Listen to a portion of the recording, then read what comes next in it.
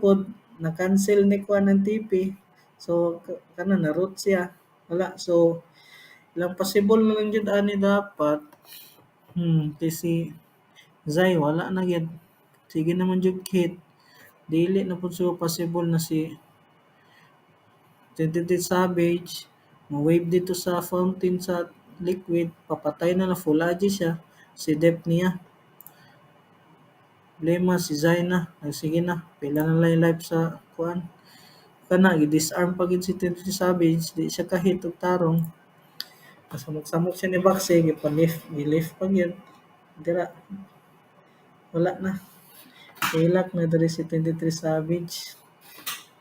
So, kato lang, liquid daw. Unang kuan na dili mo kumpiyansa. Kay possible pa mapildi pa mo kasi sa sobra ka kumpiyansa ninyo. Ana lang, that's it. Daddy Series out. Thank you.